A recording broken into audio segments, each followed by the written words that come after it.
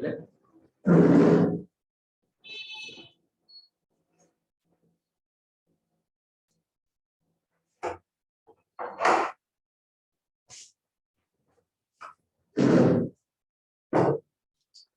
So again, today's topic, one of the important topic for 5 marks, 15 marks exam point of view and clinical point of view.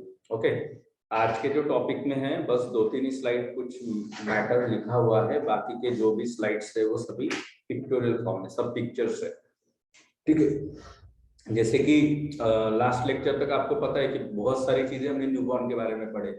Newborn ऐसा होता है, newborn में ये इतना होता है, न्यूबॉर्न में वो उतना होता है, लाइक सब फीचर्स लगभग पढ़ लिए हुए। लेकिन अंडर वन हेडिंग है ना, जैसे ये टॉपिक है कि फीचर्स ऑफ नॉर्मल न्यूबॉर्न, तो इसके अंदर पूरे फीचर्स रहेंगे, कुछ प्रोसेस, कुछ फिजियोलॉजी, इसके बारे में कोई भी चीज नहीं आएगी। ओके, सो यहाँ पे हम क्या क्या देखेंगे, तो ये 15 मार्क्स के इसके लिए इंपॉर्टेंट है, वाइवा में भी पूछा जाता है, any 5 features of newborn. Okay, so पहला जो फीचर आएगा वो आएगा अबाउट द डेफिनेशन, है ना, what is mean by newborn. So again, it is the product of conception just after birth to up to the 28 days, है ना, first 28 days after birth is called as the newborn. Okay, फिर अभी वो newborn में exactly होता क्या है, तो हम कुछ पैरामीटर्स जो है उसके अंदर उसको बिठाते हैं और नॉर्मल है या नहीं है। जैसे फॉर एग्जांपल बर्थ वेट इतने के बीच में रहता है तो वो नॉर्मल है, हाइट इतनी रहेगी तो वो नॉर्मल है, चेस्ट सर्कमफरेंस, हेड सर्कमफरेंस, ये सब चीजें हम देख चुके हैं, बट अभी सिर्फ न्यूबॉर्न के अंदर फीचर्स के अंदर हमें ये चीजें लिखनी है। Okay, so first slide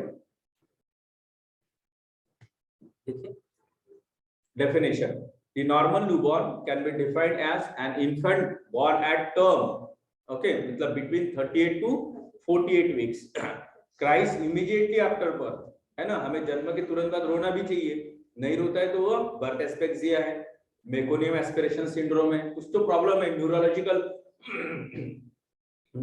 problem है, ये हम असेस करते हैं। ओके, फिर establish independent rhythmic respiration, rhythmic respiration, this is the rhythmic, rhythm, rate, movement, retractions, ये सब चीजें हमें प्रॉपर चाहिए, रेगुलर इंटरवल से चाहिए। Okay, rhythmic respiration quickly adopt with the extra uterine environment, having average weight and no congenital anomaly. Baby को किसी भी तरह की कंजेनिटल एनामोली अगर नहीं है और उसके साथ साथ बेबी ने ये सब चीजें, मतलब पहले तो टर्म डिलीवरी है, दूसरी बात जन्म के तुरंत बाद वो रोया, रेस्पिरेशन एस्टैब्लिश हुआ, सर्कुलेशन एस्टैब्लिश हुआ, और ये सब चीजें बराबर रहने के बाद हमें एक और चीज जरूरी है, कंजेनिटल एनामोली नहीं चाहिए। What do mean by congenital anomaly? For example बच्चे को एक कान ही नहीं है, ओके, बच्चे का नाक में ही प्रॉब्लम है, बच्चे की एक आंख ब्लाइंड है, कंजेनिटली बच्चे को कैटरेक्ट डेवलप हुआ है, या फिर आपने देखा होगा किसी बच्चे के लिप्स कटे हुए रहते हैं, that is the cleft lip, cleft palate है बच्चे को। ओके, किसी बच्चे को एनल ओपनिंग ही नहीं है, ओके, किसी बच्चे को पैर में पूरा पोलियो है, या फिर एक पैर डेवलप ही नहीं हुआ है बराबर। This all about the congenital anomaly. ये अगर नहीं है और इसके सिवा बाकी की चीजें सब चीजें नॉर्मल है, तो that particular newborn is known to be normal newborn. Okay, तो newborn के definition में is that particular newborn is term, preterm और post term, वो हमें मेंशन करना है। तीनों का definition अलग अलग बनता है, बाद में उसका नॉर्मल वेट कितना रहेगा, और उसके बाद उसका रेस्पिरेशन पैटर्न जो immediately just after birth baby ने वेल क्राई करनी चाहिए, वो अगर प्रॉपर है, और उसके बाद बेबी का अपगर स्कोर नॉर्मल है, क्योंकि क्राई प्रॉपर करने के बाद ही बेबी का जो अपगर स्कोर है वो कैसे आएगा, नॉर्मल आएगा, क्योंकि रेस्पिरेशन के ऊपर ही बॉडी कलर, एक्टिविटी, है ना, अपीयरेंस, एक्टिविटी, ग्राइमेंस, बॉडी में ऑक्सीजन ही नहीं है तो किस स्टिमुलेशन को वो रिस्पांस देगा, मसल में टोन कैसे दिखाएगा हमें। Okay, again A for activity and R ultimately for respiration. Okay, ये हमें नॉर्मल दिखाएगा ना। देखिए, these are the general measures और anthropometric assessment of the newborn, ये भी हम देख चुके हैं। ओके, हेड सर्कमफरेंस कितना रहेगा, expected finding head should be 2 to 3 centimetre larger than the chest circumference. मैंने ये भी बताया था आपको कि at the age of 6 month to 9 month chest circumference is equal to head circumference, वो नॉर्मल हो जाता है। Okay, then chest circumference 30.5 to 33 centimetre, common variations moulding of head में result in lower head circumference measurement. Okay, moulding of head, अभी आपको पता है कि नॉर्मल डिलीवरी जब होती है तो हेड का सर्कमफरेंस होता है near about 35 to 36 centimetre, but cervix कितनी डायलेट होती है? ओनली 10 सेंटीमीटर, उससे ज्यादा नहीं होती। तो 10 सेंटीमीटर कहा और 35 सेंटीमीटर कहा, तो कितना वेरिएशन है? 25 सेंटीमीटर का है। तो ऐसे इससे तो बेबी की डिलीवरी हो ही नहीं सकती, और डिलीवरी होने के लिए प्रेशर अगर क्रिएट हुआ तो जो अपन बोलेंगे कि वजाइनल कैनल का जो पोर्शन है या फिर सर्विस का जो कुछ पोर्शन है और पेरिनियम का कुछ पोर्शन है फट जाएगा। इपिजियोटॉमी इसलिए करते हैं, पता है ना आपको, इपिजियोटॉमी करते आएगा आपको धीरे धीरे ऑपरेशन आएगा एक इपिजियोटॉमी, है ना। मतलब जो वजाइनल कैनल और जो पेरिनियम है इसके बीच की कुछ जगह जो है वो कट कर देती ताकि थोड़ा सा सर्विक्स या फिर जो वजाइनल पैसेज है वो थोड़ा सा क्या हो जाए, बड़ा हो जाए, और बाद में उसको स्विचर कर देते। अगर मैक्रोसोमिया बड़े हेड वाला या फिर बड़े वेट वाला बेबी है तो ये कंडीशन आती है उसके अंदर। Okay, then moulding of head मतलब तो फिर बेबी जो है वो बराबर बाहर आने के लिए क्या करते हैं, उसके ऑस्सिकुट आपस में लगे हुए नहीं होते, स्विचर फिक्स नहीं हुए होते, इसलिए ऑस्सिकुट एक के ऊपर एक आते हैं और फिर हेड जो है वैसा छोटा बनता है और फिर धीरे धीरे जो है वो बर्थ पैसेज से बाहर आता है। ओके, तो this is the moulding of head. इसलिए कुछ दिन तक बेबी का हेड का जो साइज है वो भी हमें एबनॉर्मल दिखता है थोड़ा सा। ओके, बट वो टेम्पररी होता है ना, आफ्टर 3 मंथ 4 मंथ वो एक नॉर्मल शेप में जो है वो आ जाता है। Then head and chest circumference में be equal for the first 24 to 40 hours of life. Okay, but ऐसा नहीं होता, वो 6 to 9 मंथ के बाद ही होता है। Okay, then range about the weight range है ना, बच्चे का बर्थ वेट यहाँ पे दिया है अपन ने जनरली 2.5 kg to 3.5 kg या फिर 4 kg तक भी कंसिडर करते हैं। देन एवरेज लेंथ 48 to 53, हमने देखा था कि 50 to 55 तक देखा था। ओके, बट तो आगे पीछे चलता है। ओके, तो 48 to 53 सेंटीमीटर तक जो है वो बच्चे का हाइट जो है वो अपन नॉर्मल कंसिडर करते हैं। तो these all are normal measurements और anthropometrical parameters. Okay, now next, अभी ये सब चीजें अगर नॉर्मल है तो आगे का जो नेक्स्ट जो पैरामीटर है वो है अबगार स्कोर। ओके, मैं बार बार रिपीट करता हूँ, अबगार स्कोर क्या है? तो अबगार स्कोर, अबगार एक साइंटिस्ट का नाम है, वर्जीनिया अबगार। ओके, वो साइंटिस्ट एनास्थेसियोलॉजिस्ट है। ओके, और एनास्थेसिया देने के बाद असेसमेंट करते करते उन्होंने बच्चे के ऊपर एक स्कोरिंग बनाया और उसको अपना ही नाम दिया अबगार स्कोर, और बराबर उनके नाम में वो फिट भी हुआ। A for appearance, P for pulse rate, G for grimace, again A for activity and R for respiration। तो one of the important question पर 5 मार्क अबगार स्कोर पूछता है। ओके, तो देखिए अबगार स्कोर में हम क्या करते हैं, तो अबगार स्कोर में इन पैचो पैरामीटर को देखते हैं। सबसे पहले अबगार स्कोर किसने बताया, वो मैंने अभी बताया थोड़ी देर पहले। Second thing is about Apgar score कब लेते हैं, so just after birth means on 0 minute, on 1 minute and on 5 minute. जन्म के तुरंत बाद 0 मिनट मतलब जस्ट आफ्टर बर्थ, 1 मिनट मतलब उस समय में अगर बराबर नहीं आ रहा है so we can wait. Okay, then we can repeat after 5 minute again. Okay, ये कब रिपीट करेंगे अपन, अगर बच्चे में शुरुआती के कुछ मिनट्स में अगर हमें अच्छा अबगार स्कोर नहीं मिल रहा है तो। ओके, नहीं तो फिर आपको इनिशियली मिल जाएगा वो। ओके, तो देखिए ए फॉर एक्टिविटी, इसके लिए ग्रेडेशंस दिए गए हैं। ए for activity, so here points 0 points, 1 point and 2 point। okay, तो 0 point के लिए if activity is absent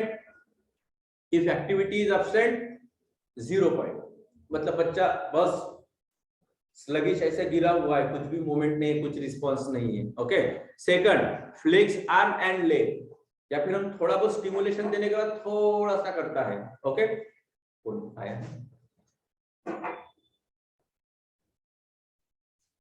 आओ अभी जल्दी आया करो।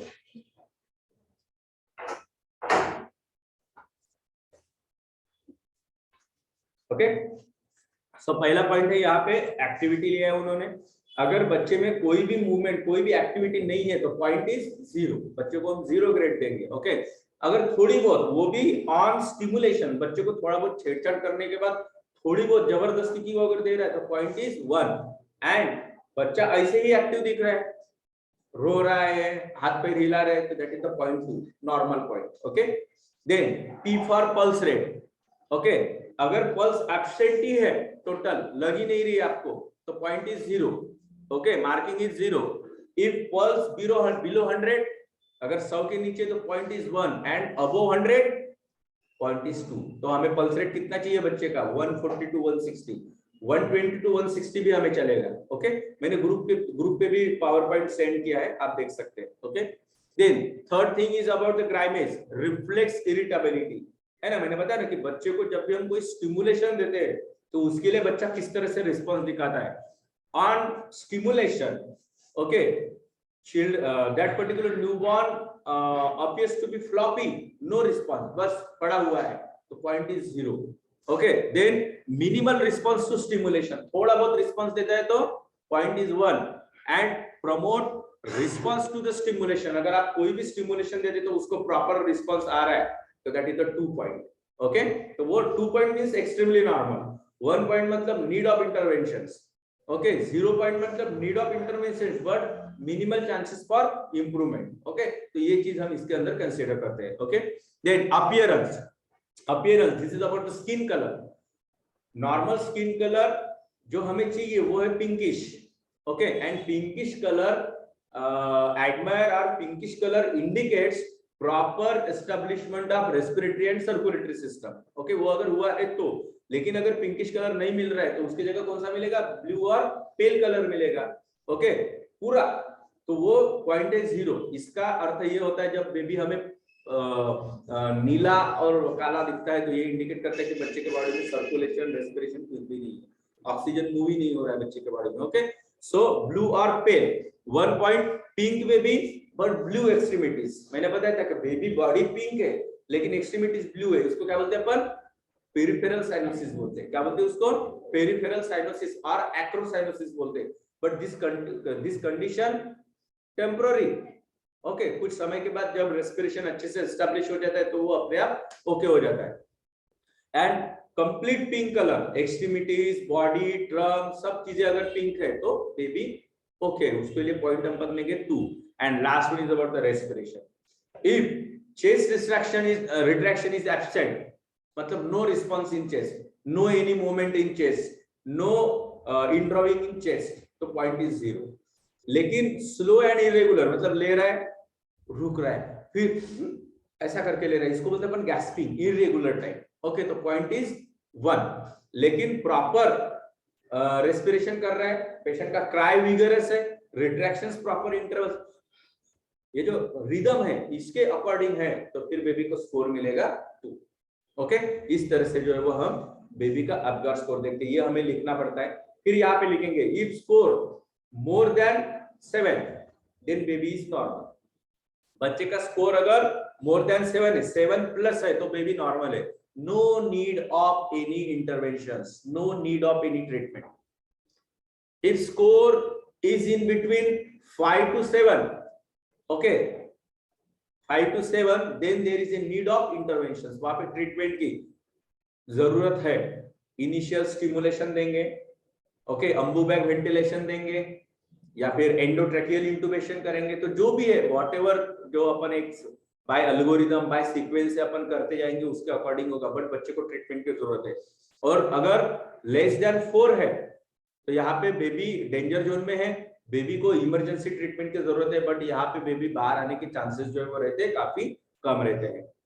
Is it okay? सबको समझा? राशि समझा? गोपाल समझा? कृतिका ओके सबको समझा? चलो आगे बढ़ते हैं. आरती समझा क्या? हो सर. ओके आगे बढ़ते हैं. नेक्स्ट स्लाइड आप देख सकते हैं. बेबी क्राई कर रहा है. देखिए सब जन स्लाइड सब जन देखिए. आज का क्लास जो है वो स्पेशली देखने के लिए आप अभी बेबी को देखेंगे, कोई भी बेबी को देखेंगे तो आपको समझने चाहिए कि बेबी नॉर्मल है या एब्नॉर्मल है. थ्योरी लेक्चर है, अभी मैं आपको डायरेक्टली किसी को बोल नहीं सकता कि बच्चे को लाओ ठंडी का सीजन है.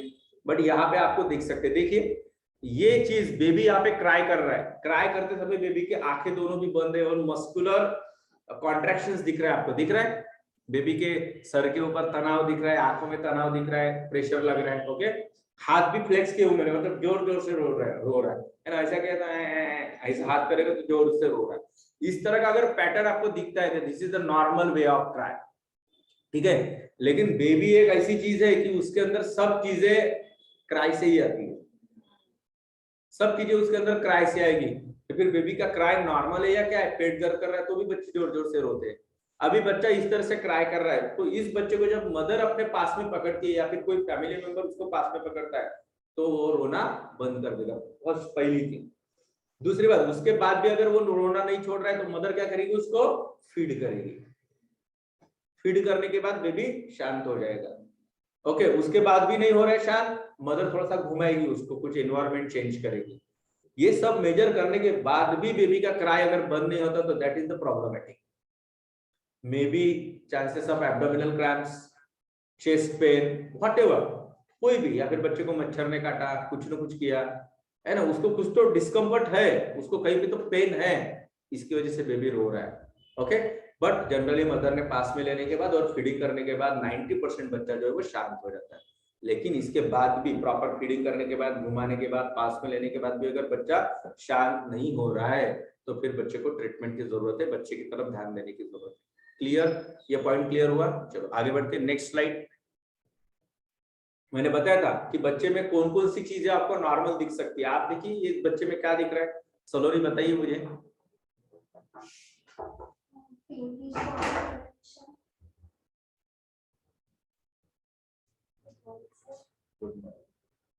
लेट जाना बस।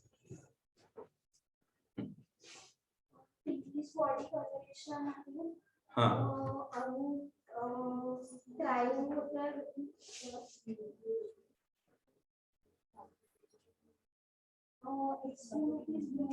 प्रणाली एक स्लाइड पाठवलेली ती ओपन कर।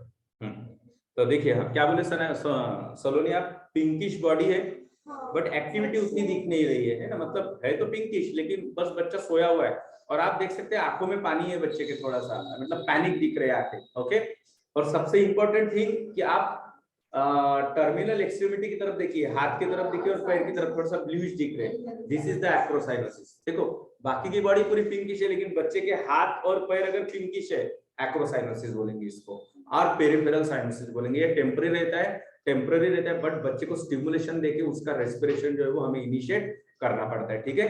तो ये चीज भी अगर आपको on birth, just after birth अगर आपको दिख रही है बच्चे में तो डरने की कोई बात नहीं है।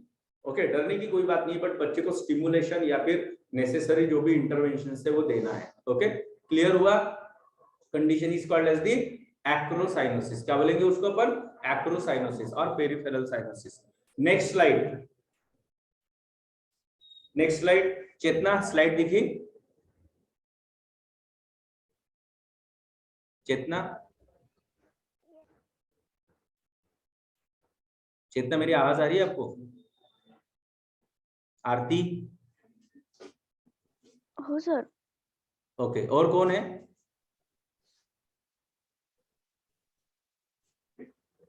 मयूरी हूँ सर। हाँ मयूरी, स्लाइड दिख रही है? हाँ सर दिख रही है। ओके ओके ओके, ठीक है। तो देखिए इसके अंदर आपको क्या दिख रहा है, इसके अंदर क्या दिख रहा है आपको? अम्बिलिकस दिख रही है बच्चे की और शॉर्ट स्टर्म दिख रहा है। ओके, और उसके अंदर देख सकते हैं आप क्या है, वेन्स एंड आर्टरी। और उसके ऊपर जो कफ का कवरिंग दिख रहा है वो क्या है पता है आपको? हाँ नबीला, नो नो, वो जो स्टिकी दिख रहा है that is the waters jelly. अपन पढ़े फर्स्ट ईयर में भी मैंने बताया था, वो वाटर्स जेली रहती है। क्या रहती है? वाटर्स जेली रहती है। तो उसके अंदर अभी कट कर दी है, ये जो व्हाइट स्ट्रक्चर दिख रहा है वो है क्लैम्प, उसको क्या बोलते हैं अपन? क्लैम्प बोलते हैं। और देखो बराबर 4-5 सेंटीमीटर से ही उन्होंने क्या किया है, कट किया, अम्बिलिकल कॉर्ड को कट किया है उन्होंने, राइट ना। तो इस तरह से अम्बिलिकल कॉर्ड अगर दिखता है तो ये नॉर्मल है। ओके, लेकिन देखिए अभी इसी के ही जगह अगर इन्फ्लाम दिख रहा है, वहां से ब्लीड हो रहा है या फिर ऊज कुछ ऐसा हरा पीला दिख रहा है तो वो क्या रहेगा? इन्फेक्टेड रहेगा। कैसे रहेगा? इन्फेक्टेड। और जब अम्बिलिकस इन्फेक्टेड होती है तो कंडीशन इज कॉल्ड द ओम्फैलोसिस, है ना। ओम्फैलाइटिस एंड इन्फ्लेमेशन होता है तो ओम्फैलाइटिस, और वहां पे ऐसा कुछ ट्यूमर लाइक बनता है तो उसको बोलते हैं सिल, पता है ना, ओम्फैलोसिस। ओके। बट इस तरह का अम्बिलिकस अगर आपको दिखता है तो ये नॉर्मल कंडीशन है। ओके, ये नॉर्मल कंडीशन बोलेंगे अपन। ओके, चलो आगे बढ़े। ये देखिए पूरा आटा पाउडर लगा के हुआ है, ये आटा पाउडर नहीं है। Next slide, next slide. ये देखिए ये जस्ट जन्मा हुआ बेबी है। देखिए उसका अम्बिलिकल पार्ट देखिए, उसका क्लैंप देखिए ब्लू कलर और बहुत सारे कलर में रहते हो। और बच्चे के ऊपर ये जो लगा हुआ है ये पाउडर या फिर कुछ आटा पाउडर नहीं है, ये क्या है, क्या है ये, वर्निक्स कैसियोसा है ना। मतलब बहुत समय तक अम्बिलिकल एमनियोटिक फ्लूइड के कांटेक्ट में रहने से बच्चे के बॉडी के ऊपर ऐसा एक थिक कवरिंग एक लेयर बन जाती है उसकी, ठीक है। इसको बोलते हैं वर्निक्स कैसियोसा, लिख लेंगे VRNIX, वर्निक्स कैसियोसा। ओके, इसको गर्भोदक का आवरण भी बोलते हैं, गर्भोदक आवरण, गर्भोदक आवरण। ओके, अभी क्या करेंगे, इसको बर्तन घिसनी लेंगे और घिसेंगे, ऐसा कुछ भी नहीं करना है, ठीक है, ऐसे ही छोड़ देना है।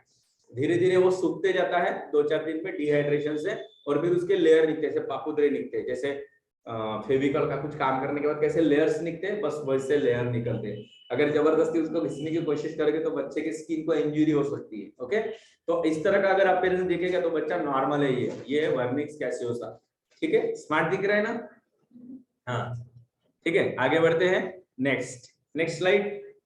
ये देखिए थोड़ा सा जूम में ली गई हुई है, आप बच्चे के आईलिड के ऊपर कैपिलरीज देख रहे हैं, ये क्या है, बच्चे के बॉडी के ऊपर देखिए ऑल ओवर द बॉडी आपको छोटे छोटे हेयर्स दिख रहे हैं। ओके, तो these are the hairs, that is the lanugo बोलते हैं उसको, LANUAGO, लैन्यूएगो।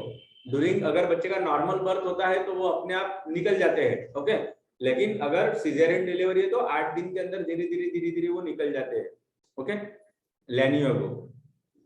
तो ये भी दिखते हैं तो भी डरने वाली बात नहीं है, नहीं तो बाप रे ये कुछ चिंपांजी बनने वाला है क्या, ऐसा लगेगा कि पूरी इधर उधर देखेंगे तो बाल ही बाल दिखेंगे आपको, नहीं तो फिर फेस के वगैरह जो है वो निकल जाते हैं और फिर कुछ ही बचे हुए रहते हैं। Okay, is it clear? चलो आगे बढ़ते हैं, नेक्स्ट स्लाइड। देखिए ये जस्ट जन्मा हुआ बेबी है 1 दिन का, इसके नाक के ऊपर, आंखों के ऊपर, गाल के ऊपर देखिए ऐसे छोटे आपको ये दिख रहे होंगे rashes. These are the milia, MILIA, मिलिया, ये नॉर्मल है। ओके, बच्चे के बॉडी के ऊपर घमोरी के जैसे ऐसे दाने दाने दिखेंगे आपको, नोज के ऊपर, गाल के ऊपर, तो वो भी नॉर्मल कंडीशन है। इसके लिए जस्ट मॉइस्चराइजर यूज कीजिए, सादा टाल्कम पाउडर यूज कीजिए।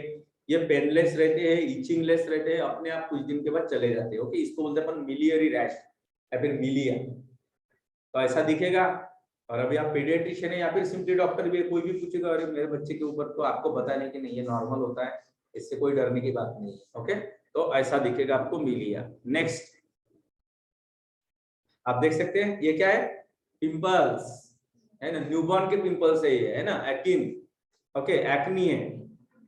तो देखिए मिलिया कैसी थी, यूनिफॉर्म रैश थी, छोटे ऐसे। ओके, और यहाँ पे देखिए ऐसा क्या लिया है, काफी इलेवेटेड है, प्रोमिनेंट है काफी। ओके, और कुछ के अंदर तो क्या भरा हुआ है, पल्स भी भरा हुआ है। तो दीज आर द अकीन्स। ओके, ये कुछ पेशेंट में ही दिखते हैं, it's because of hormonal influence. इसके पहले मैंने हार्मोनल इन्फ्लुएंस की वजह से होने वाली एक चीज बताई थी, कौन सी, एनलार्ज ब्रेस्ट। ओके, बताया था ना कि मदर में जो एस्ट्रोजन है, प्रोजेस्टेरोन है, उसके वजह से, हार्मोनल इन्फ्लुएंस की वजह से जो है वो चाहे मेल चाइल्ड हो चाहे फिर फीमेल चाइल्ड हो, उनमें ब्रेस्ट जो है वो हमें एनलार्ज एंड प्रोमिनेंट दिखते हैं। इवन समटाइम्स वहां से थोड़ा सा सिक्रेशन भी आता है, फ्लूइड भी आता है, लाइक ब्रेस्ट मिल्क। ओके, तो ये है एक्टिन्स। ये देखिए इसके चेहरे के ऊपर भी ऐसे लाल लाल आपको काफी फैले हुई रैश दिख रही है। Next slide. और यहाँ पे भी दिख रही है नेक के पास। ओके, ये क्या होता है, बच्चे का जब बर्थ होता है तो बच्चा बर्थ पैसेज से आ रहा है, सर्वाइकल कैनल से आ रहा है, वजाइनल कैनल से आ रहा है, तो बच्चे जहां टच होगा इधर उधर तो फिर इस तरह का इरोजन होता है। इसको कहते हैं अपन stroke bite, STROK, stroke bite, BIT, bite, stroke bite. Okay, तो इस तरह का भी अगर बच्चे का जन्म होता है, बाप रे ये क्या है, ऐसा डरने की कोई बात नहीं, ये बिल्कुल नॉर्मल रहता है। आपको पेरेंट्स को काउंसलिंग करनी है अच्छी कि ये नॉर्मल होता है, एक 10-15 दिन के अंदर ये पूरी तरह से क्लियर हो जाता है स्ट्रोक बाइट। और ये क्यों होता है? Because of birth process. Okay, अरे कहीं अपन इधर उधर घिस जाते तो अपन को भी आते हैं ना ऐसा, बस सेम थिंग है वो, stork bite, stroke bite. Clear? चलो नेक्स्ट, नेक्स्ट स्लाइड देखिए। देखिए बच्चे का हेड कैसा लग रहा है, राशि बच्चे का हेड कैसा लग रहा है? इलॉन्गेटेड लग रहा है, ऐसा एबनॉर्मल लग रहा है थोड़ा सा, ऐसा होता है क्या? नहीं। और देखो वहां पे ये जो कोई भी है उन्होंने एक डिजिटल प्रेशर बच्चे के हेड के ऊपर डिजिटल प्रेशर अप्लाई किया है, तो देखो वो अंदर दब गया है, लाइक पिटिंग इडीमा टाइप। तो this is the caput succedaneum. ये है कैपुट, CAPUTE, कैपुट सक्सेडेनम।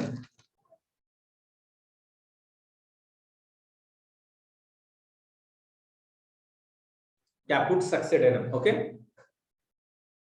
तो ये क्यों होता है? ये भी ड्यूरिंग द बर्थ प्रोसेस अगर छोटा बड़ा ट्रॉमा अगर अंदर होता है, ओके, तो उसकी वजह से कैपुट सक्सेडेनम। और इसके बाद एक आएगा सिफेलोहेमेटोमा, जस्ट इसके बाद की स्लाइड है। तो कैपुट सक्सेडेनम और सिफेलोहेमेटोमा, इन दोनों में फर्क क्या है? तो देखो कैपुट मतलब ये पूरा, फॉर एग्जांपल ये हेड की कैविटी, ये हेड का ऑसिकुट है, तो कैपुट जो है वो पूरी इसके ऊपर रहेगा, this is the caput succedaneum. Okay, दिख भी रहा है वैसे।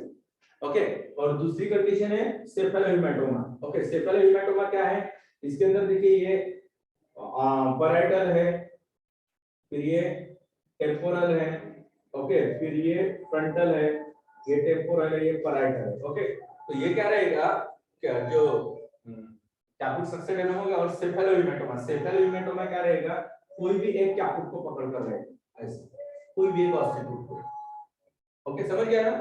तो जैसे ये पैराइटल को पकड़ा है ना, यहाँ पे अगर दिखेगा आपको तो ये टेम्पोरल फ्रंटल को पकड़ा हुआ है। ओके, मतलब वो पर्टिकुलर ऑसिकुट में होगा। Okay, condition is called as the cephalohaematoma. और ये कैपुट मतलब पूरा है ना, ये पूरे स्कैल्प में होता है, इसलिए इसको क्या कहेंगे अपन? Caput succedaneum. ओके, तो पहली जो चीज है ये है कैपुट सक्सेडेनम। ओके, और अभी दूसरा देखिए, ये है हिमेटोमा, सेफेलोहिमेटोमा, सेफेलोहिमेटोमा। देखिए इसको दोनों भी पैराइटल इसमें दिख रहे हैं आपको, ऐसे दो ऊंचे वटे दिख रहे हैं ना, इसको भी ये पैराइटल के साइड में है, दूसरे बेबी को मस्त सोए हुए दोनों को, दोनों भी। ओके, इसको आयुर्वेदा में रेफरेंस आया है उपशीर्षक। शीर मतलब सर, उप मतलब सब, सर के ऊपर और एक सर आया जैसा लग रहा है आपको, तो दैट इज द उपशीर्षक। उपशीर्षक, हाँ एबनॉर्मेलिटी है, बट इसको ट्रीटमेंट की जरूरत नहीं है, एक 15-20 दिन या फिर 1 महीने के अंदर ये अपने आप सब नॉर्मल हो जाता है।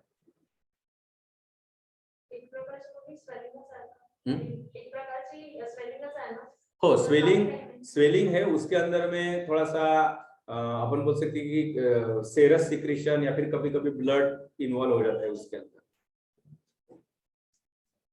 एबनॉर्मली है बट ट्रीटमेंट की कोई जरूरत नहीं है उसको, वो अपने आप कुछ दिन के बाद एब्जॉर्ब हो जाता है।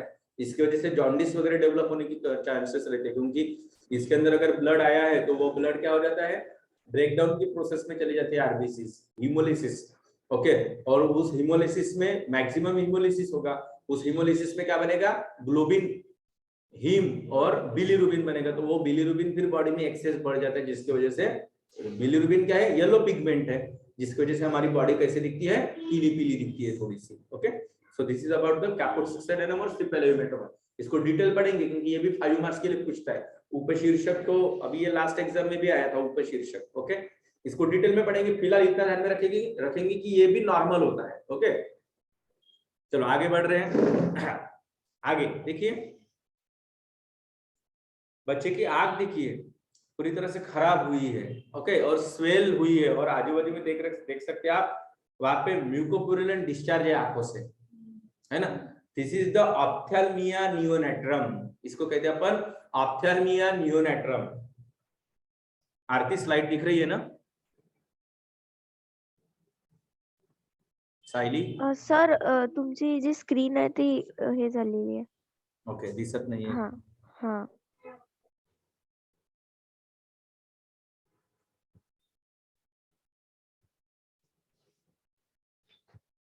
आता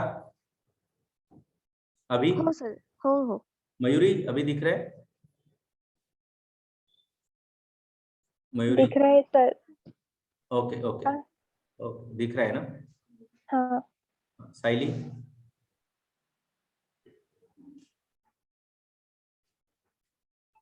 ओके, चलो आगे बढ़ते हैं। अभी देखिए यहाँ पे आंख, बच्चे की आंखें जो है वो पूरी तरह से फूल गई है, इन्फेक्शन दिख रहा है आजू बाजू में, तो बच्चों को ये पेनफुल कंडीशन रहती है, लैक्रिमेशन रहता है, ब्लिंकिंग करने में प्रॉब्लम होता है। बट ये होता क्यों है? This is the improper care of I just after birth. सबसे पहले तो बच्चे का जब नॉर्मल डिलीवरी होता है, तो नॉर्मल डिलीवरी में बच्चा सर्वाइकल पैसेज और फिर वजाइनल पैसेज से बाहर आता है।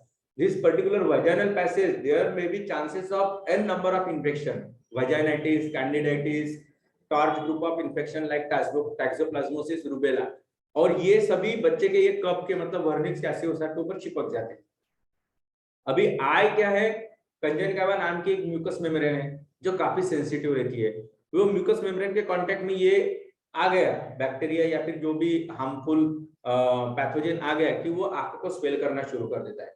इसीलिए बच्चे में ये कंडीशन हमें दिखे उसके पहले ही हमें बच्चे की आंखों को क्लीन करना है। क्लीन कैसे करना है? एक गॉस पीस लेना है या फिर कॉटन लेना है, कॉटन का गॉज लेना है, ओके, कॉटन स्वाब लेना है, उसको डिस्टिल वाटर से थोड़ा सा भिगोना है, और from inner canthus to outer canthus, मतलब आंखों के जो ये जो है कैंथस है, ये और ये आंखों के जो एज होते हैं उसको कैंथस बोलते हैं, बाहर का आउटर कैंथस, अंदर का इनर कैंथस। अभी देखिए ये मैंने लिया कॉटन गॉज लिया और मैं इस तरह से पोंछ रहा हूं तो देखो फोल्ड होती है आंखों की, इसलिए कभी अभी इधर से पोंछूंगा तो देखो प्रॉपर स्ट्रेंथ रहती है। कभी भी inner canthus to outer canthus, उससे बच्चे की आंखें जो है वो क्लीन करनी। इससे क्या हो जाएगा?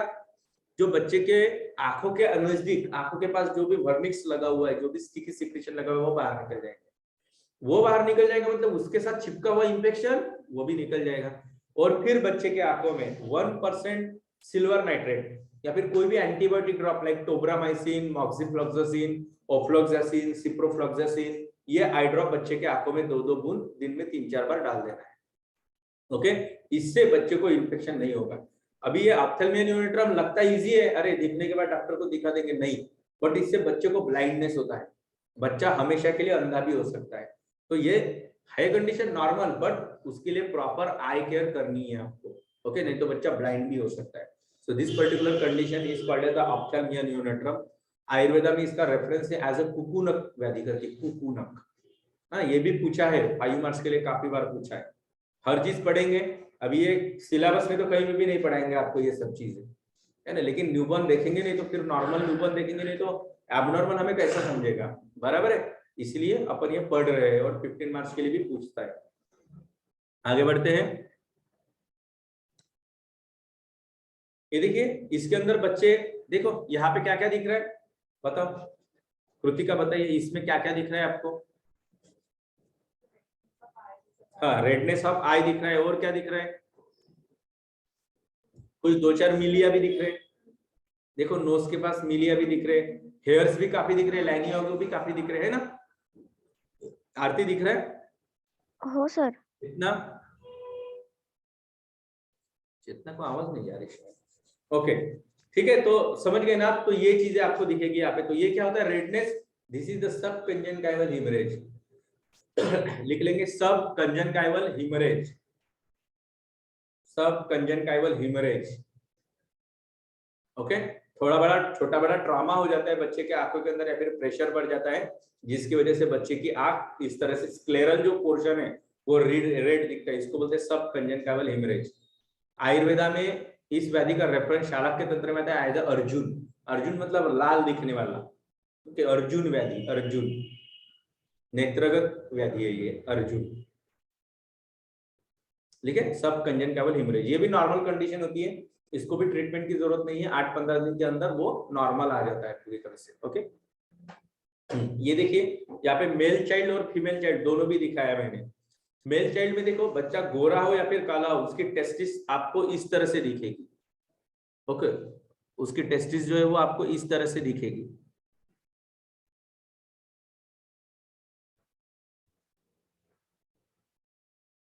ओके। और जो टेस्टिस का स्क्राटम जो है वो ऐसा इज डार्क पिगमेंटेड दिखता है, लिख लेंगे dark pigmented, scrotum is dark pigmented with folded rugae, मतलब ऐसा फोल्ड हुए, ऐसे फोल्डेड रूगीज दिखते हैं, लाइंस दिखते हैं उसके ऊपर। एंड समटाइम्स टेस्टिस में बी अनडिसेंडेड, टेस्टिस डेवलप हुए हैं लेकिन वो इंग्वाइनल कैनल में ही रहते, तो अनडिसेंडेड नहीं रहते कभी कभी, या फिर एक टेस्टिस डिसेंडेड रहता है, एक अनडिसेंडेड रहता है। ओके, टेस्टिस में भी अनडिसेंडेड, अनडिसेंडेड टेस्टिस ही बोलते हैं उसको, टॉर्शन। कौन सा?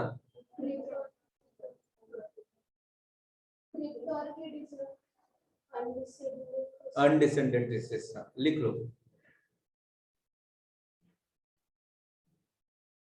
बट वो टेम्पररी है ना, एक 5-6 दिन हो गए, 8 दिन हो गए कि वो अपने आप फिर डिसेंडेड हो जाते हैं। और फिर देखिए फीमेल में वजाइनल पैसेज देखिए, यहाँ पे labia majora completely cover the labia minora. Okay, and you can see some serous secretions, दिख रहे हैं आपको? Serous secretion is because of again hormonal influence. Okay, hormonal influence की वजह से उस तरह का सिक्रीशन दिखता है, थोड़ा सा एट्रोपिक दिखता है, ऐसा लगता है कि हमें कुछ स्वेलिंग वगैरह है या क्या है। ओके, इस तरह का फीलिंग आता है वहां पे, है ना, लिख लेंगे labia majora completely covers labia minora, labia majora completely covers labia minora.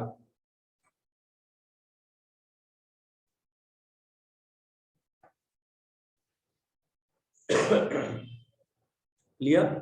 चलो, this is about the genitalia. आगे बढ़ते हैं। बच्चा हमें पैर दिखा रहा है, ठीक है, और पैर के ऊपर देखिए ऐसे लाइंस दिख रहे हैं, दिस इज द क्रिएसिस, क्या बोलते हैं उसको? क्रिएसिस। तो this is the solar creases, sole के ऊपर दिख रहे जो हमें क्रिएसिस, सोलर क्रिएसिस। तो इस तरह से लाइंस दिखनी चाहिए। ओके, तो ये नॉर्मल होता है, लेकिन कोई कोई बच्चे में क्या दिखेगा? एबनॉर्मल, पूरा फ्लैट दिखेगा ऐसा, तो वो प्रीटर्म बेबी में होता है ना, कम वजन के या फिर लो बर्थ वेट बेबी में हमें उस तरह का पिक्चर दिखता है, इमेच्योर बेबी में हमें उस तरह का पिक्चर दिखता है।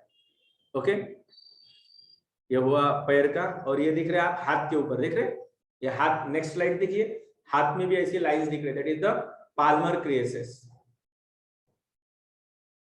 सोल के ऊपर की और पाम के ऊपर की, solar creases and palmar creases, दोनों भी चीजें हमें इसके अंदर दिख रही है। तो बच्चे में भी अगर हाथ पूरा फ्लैट दिखता है, इस तरह से क्रिएसिस कोई भी दिखती नहीं है, तो उसको क्या कहेंगे अपन? एबनॉर्मल कंडीशन कहेंगे। ओके, चलो आगे बढ़ते हैं। देखो बच्चे ने हाथ काफी अच्छे से पकड़ा है ना, पेरेंट्स का हो सकता है, डॉक्टर का हो सकता है, किसी का भी हो सकता है। मतलब क्या, बच्चे के हाथ के ऊपर देखिए बच्चों, ये बच्चे का हाथ है, बच्चे के हाथ के ऊपर आप कोई भी एक उंगली इस तरह से स्ट्रोक करते हैं तो बच्चा उसको पकड़ लेता है, और ऐसे खींचने की कोशिश, जोर से खींचोगे तो वो तो छूट जाएगा, लेकिन थोड़ा बहुत प्रेशर खींचोगे तो लगाओगे तो बच्चा पकड़ कर रखता है। This is the Palmer grasping reflex, it indicates the proper neurological tone development. Okay, बच्चे में न्यूरोलॉजिकल असेसमेंट, ये अगर रिफ्लेक्स दिखता है तो नॉर्मल है, ये हम कह सकते हैं Palmer grasping reflex. And such a positive response indicates proper neuromuscular system development, neuromuscular system development. Okay, तो ये रिफ्लेक्सेस के अंडर पढ़ेंगे अपन। ओके, नेक्स्ट टाइम तो सिंपली क्या करना है, one finger you have two stroke over the palm of, okay, palm of baby. तो वो क्या कर सकते हैं, इसको मतलब क्या करेगा, ग्रास्प कर लेगा, पकड़ लेगा, और मजबूत पकड़ता है ऐसा। हम बंदर के बच्चे बोलते हैं ना, मतलब हम बंदर से आए हुए, बंदर से हमारा इवोल्यूशन हुआ है, तो बंदर के छोटे छोटे बच्चे देखो, वो मदर को पकड़ कर रखता है, या फिर पेड़ के ऊपर भी उड़ी मारता है तो हाथ उसके मतलब प्रॉपर टोन रहता है, तो ये उसी का ही एक रिमेनेंट है, ऐसा बोल सकते हैं। नेक्स्ट, ये देखिए बच्चे को ऊपर लिया गया है ऐसा, और ऊपर लेने के बाद अपन करते हैं ना, ऐसा ऐसा करते हैं, बच्चे को खिलाते हैं, तो बच्चा ऊपर जाता है और नीचे आता है, तो नीचे जब आता है तो उसको लगता है कि मैं गिर जाऊंगा।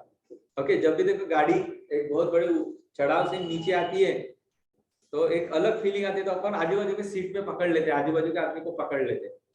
बच्चों में भी वैसे होता है, बच्चे को जब ऊपर ऐसा करते हैं और जब ऐसा नीचे लेके आते हैं तो बच्चा अपने दोनों भी हाथ को एब्डक्ट कर देता है बाहर में, this is the positive Moro reflex, इसको मोरो रिफ्लेक्स बोलते हैं। ये जन्म से लेकर 4 महीने तक रहता है। Okay, positive Moro reflex, positive Moro reflex. और इसमें एक्सटेंशन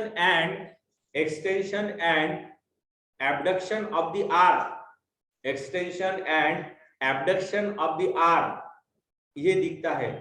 ओके, जिसकी वजह से हम बोलेंगे कि ये पॉजिटिव मोरो रिफ्लेक्स है। और ये अगर पॉजिटिव नहीं है तो बच्चे को पैरालिसिस हुआ है, बच्चे को न्यूरोमस्कुलर टोन डेवलप नहीं हुआ है, ऐसा कह सकते हैं अपन। ओके, समझ रहे हैं सबको? सबको समझ रहा है ना? चलो आगे बढ़ते हैं। चलो ये क्या है नबीला बताओ, ये पढ़े हैं? सिंपली बच्चे के लिप्स के पास उसने स्टिमुलेशन दिया तो बच्चे ने माउथ ओपन किया, that is the routing reflex, positive rooting reflex. और दूसरे अंदर देखो बच्चे ने लिया और देखो ऐसा ये भी किया है, मतलब वो सक कर रहा है, तो this is the positive sucking reflex. तो रूटिंग रिफ्लेक्स और सकिंग रिफ्लेक्स ये न्यूबॉर्न में पॉजिटिव दिखता है। उससे आपको जितना बेस्ट दिखा सकता हूँ, दे सकता हूँ, उतना बेस्ट दिखा रहा हूँ मैं आपको neonatology. This is the positive rooting reflex and sucking reflex. Okay, देखिए बच्चे के लिप्स के पास हम यहाँ पे कुछ स्टिमुलेशन देते हैं, उंगली से ऐसा ऐसा करते हैं, तो बच्चे को लगता है कि मदर मुझे अभी फीड करने वाली, इसलिए वो क्या करता है, माउथ को ओपन करता है। तो this is the positive rooting reflex. और दूसरे इसमें देख रहे हैं बच्चे ने उंगली लिया और उसको क्या कर रहा है, सक कर रहा है, तो this is the positive sucking reflex. ये देखो ये डॉक्टर बच्चे के साथ क्या कर रहा है। नेक्स्ट स्लाइड, बच्चे को खड़ा किया है। ओके, पहले स्लाइड में देखिए डॉक्टर ने पकड़ा है, देखो किस तरह से पकड़ सकते हैं बच्चे को। ओके, और बच्चे का एक पैर देखिए पूरा कांटेक्ट में है सरफेस के, पिछला पैर देखिए मतलब राइट साइड का पैर। ओके, और दूसरा पैर बच्चे ने ऐसा सामने में लिया है, देखो मतलब जो अपन चलते हैं ना, एक पैर अगर फिक्स है तो दूसरा पैर उठाते हैं, ऐसा है कि एक साथ दोनों भी पैर उठाते नहीं, चल ही नहीं सकते वैसा। तो this is the stepping reflex, इसको क्या बोलते हैं, स्टेपिंग, मतलब बच्चे को इस तरह से खड़ा करते हैं विद सपोर्ट, और एक पैर बच्चे का सरफेस पे कांटेक्ट में रहेगा तो अपने आप बच्चा दूसरा पैर उठाता है और सामने करता है। तो this is the stepping reflex, stepping reflex. Okay, और बाजू का बच्चा देखिए क्या कर रहा है, एक्सरसाइज कर रहा है। एक्चुअली वो है टोनिक नेक रिफ्लेक्स, लिख लो टोनिक नेक रिफ्लेक्स, टोनिक नेक रिफ्लेक्स। ओके, इसमें क्या होता है, बच्चे की नेक हम जिस साइड घुमाएंगे उस साइड के हाथ को बच्चे को जो है वो क्या करता है, एक्सटेंशन करता है। ओके, देखो बाजू में हाथ उन्होंने एक्सटेंशन किया है, फैलाया है। ओके, एब्डक्शन और एक्सटेंशन करता है, और अपोजिट साइड के हाथ को वो फ्लेक्शन करता है। पैर को भी वैसे ही, अगर आप पैर देखोगे उसका मतलब यहाँ पे पैर नहीं आया है तो पैर को भी वो एक्सटेंड करता है, मतलब देखो अगर इससे ऐसा किया तो मेरा हाथ भी एक्सटेंशन हुआ और पैर भी एक्सटेंशन हुआ, और अपोजिट साइड का वो क्या करेगा, फ्लेक्शन करेगा। This is the positive tonic neck reflex, tonic neck reflex, positive tonic neck reflex. Clear? चले, ये देखो चॉकलेट्स, नो ये क्या है, मेकोनियम है ना। इस तरह से बच्चे की फर्स्ट जो होती है मोशन शी, वो इस तरह से दिखती है, ऐसा डार्क टार कलर एकदम। ओके, तो दिस इज द मेकोनियम, इस तरह का स्लाइटली ग्रीनिश दिख सकता है। और बच्चे ने एक कप पास करना चाहिए विद इन 24 आवर, बच्चे का जन्म होने के बाद 24 घंटे के अंदर बच्चे ने मेकोनियम पास करनी चाहिए। लिख लो meconium, first stool of the baby, first stool of the baby should be passed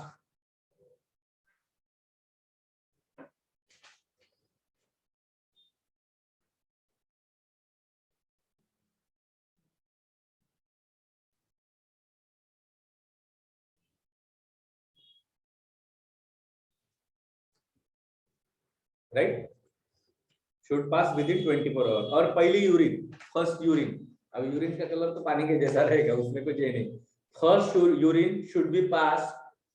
First urine should be passed within first 48 hours. Within first 48 hours. Within first 48 hours. Clear? Next. इसमें क्या दिख रहा है? कौन बता सकता है? ईश्वरी बताओ. Next slide.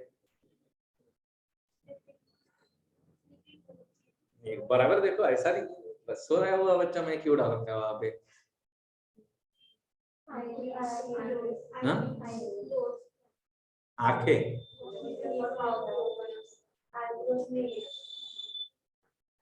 हाँ चलो ठीक है, बट फिर भी और क्या है? देखो बच्चा हल्का सा पीला दिख रहा है. देखो गाल वगैरह देखिए, नेक वगैरह देखिए, हल्की सी पीली दिख रही है. क्या बोले कृतिका? नो ड्रेस का नहीं है, बट एग्जैक्टली वो ड्रेस का नहीं है. बच्चा हल्का सा पीला दिख रहा है, तो this is about the physiological jaundice. इसको क्या कहेंगे? Physiological jaundice. फिजियोलॉजिकल जॉन्डिस को कोई भी ट्रीटमेंट की जरूरत नहीं है. ओके, वो अपने आप ठीक हो जाता है. Physiological jaundice.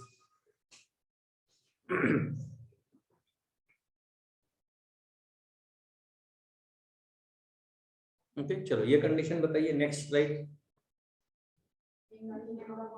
Yes, enlargement of breast nodules. Okay, so this is because of influence of hormone, estrogen वगैरह वगैरह.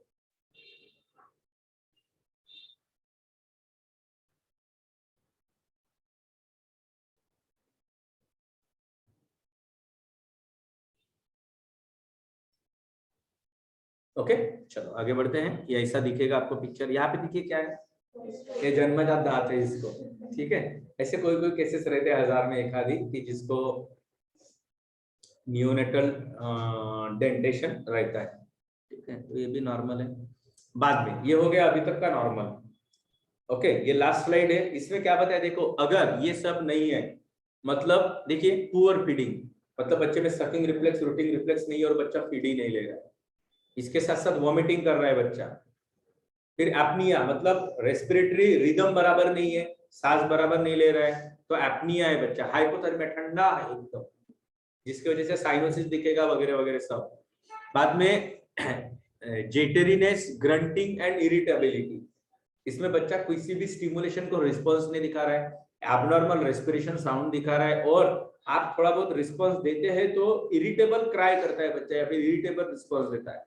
Then bluish and pale skin color, lethargic. bluish and pale skin color के बारे में आपको पता है. lethargic मतलब सुस्त है, और ट्रिमर्स और सीजर, झटके मार रहा है या फिर उसके हाथ पैर हिल रहे हैं. ये अगर साइन सिम्टम्स दिखते हैं तो बच्चा एबनॉर्मल है और बच्चे को तुरंत हॉस्पिटलाइज करने की जरूरत है. समझा? तो यहाँ पे नॉर्मल न्यूबॉर्न क्या होता है वो 15 मार्क्स का टॉपिक विद डायग्रामेटिक प्रेजेंटेशन. अभी इससे क्या होगा आप भूलोगे नहीं.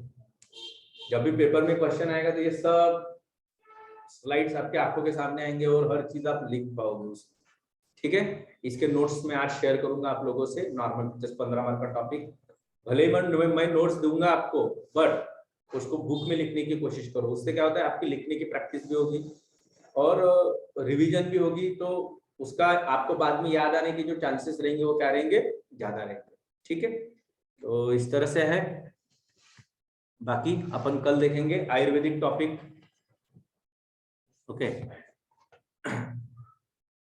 आरती समझा? हो सर. ओके, मयूरी?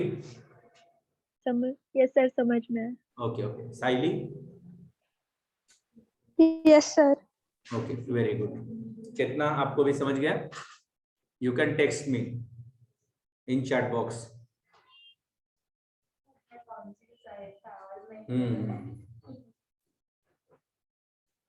तो आ गया. ओके, समझ गया इधर सबको समझ गया, सबको बराबर समझ गया. ठीक है, कल अपन आयुर्वेदिक टॉपिक को शुरुआत करेंगे. दैट इज द जात मात्र बालक परिचर्या. वो भी 15 मार्क्स का टॉपिक है. 15 मार्क्स के लिए नहीं पूछा तो उसमें 3-4 विधि आती है अलग अलग. ओके, तो वो विधि के अंडर कोई भी एक जैसे नाभिनाल कर्तन है, ये है वो है, तो वो पूछा जाता है। तो बट कहना मेरा ये है कि एक न एक क्वेश्चन उसके ऊपर पूछा ही जाएगा। ओके, तो कल अपन वो टॉपिक देखेंगे, जाता मात्र बालक परिचर्या। चलो, thank you, have a nice day.